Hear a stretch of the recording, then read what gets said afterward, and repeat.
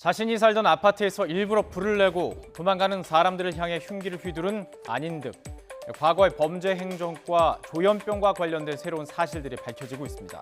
안 씨는 과거 5년간 무려 68차례 조현병 치료를 받았지만 2016년 이후 치료를 중단한 것으로 전해지고 있습니다. 전문가들은 이와 같이 치료 중단 시기가 매우 위험하다고 말하고 있습니다. 정신과 환자들이 치료를 잘 받지 않고 계속 증상이 나쁜 채로 있을 때 사실 위험한 거거든요. 만약 계속 치료를 이어갔다면 어땠을까요? 그런데 환자 스스로 치료를 받지 않으면 가족들이 나서는데도 한계가 있습니다. 안인 득의 경우도 가족들이 안 씨의 난동을 경찰에 신고도 했고 강제 입원도 시도했던 것으로 전해지고 있습니다. 가족들이 이제 하는 인터뷰 내용을 좀 보면요. 네. 그 12일 전에도 안 씨의 정신병력이 너무 지나쳐지고 자신들이 도저히 통제할 수가 없다 보니까 이제 강제 입원을 시키려고 신청을 했었다는 네네. 거예요. 그런데 이제 강제 입원이라는 것은 또 환자 입장에서 보면 본인의 의사에 반해서 예. 신체의 자유를 박탈당하는 것이기 때문에 이제 그 정신건강보건법에서는 본인의 동의가 있거나 아니면은 이제 사회에 우려를 끼칠 수 있는 심각한 정신병력인 것이 아주 명백해야 된다라는 네. 것은 방금 말씀하셨던 것처럼 이제 그 의사의 그 확인이 필요한 건데 그러한 것들이 이제 의사들이 그렇게 적극적으로 예. 진단을 잘 안 내려주거든요. 중앙일보에서는 안 씨의 노모가 아들에게 무거운 형벌을 내려달라면서 피해자에게 사과했다고도 전하고 있습니다. 물론 이 조현병 환자는 모두 위험한 것은 절대 아닙니다.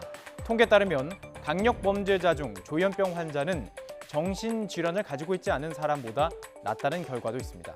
하지만 특별히 주의해야 하는 증상과 징후가 존재한다고 말하고 있습니다.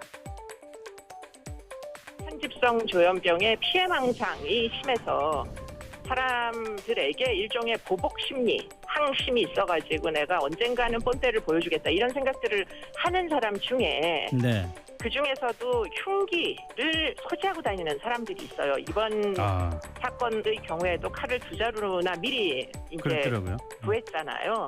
그러니까 그런 식으로 소지하고 다니는 징후가 이게 굉장히 위험한 사건이 일어날 만한 예후다. 이런 것들을 꼭 판단을 하셔야 되는데.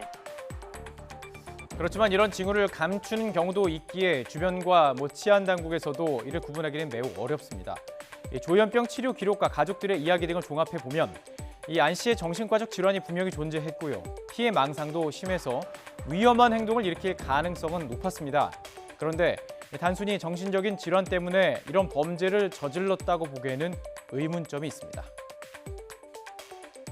자들의 진술에 의하면 예. 좀 덩치가 큰 사람도 거기서 피했는데 안 씨랑 마주쳤다라는 거죠. 근데 안 씨가 그냥 보냈다. 딱 마주치더니 보냈다. 그러니까 방어 능력이 있냐 없냐를 그 순간에 판단을 했기 때문에 저는 변별력이 있다라고 봤던 거예요. 사실. 예.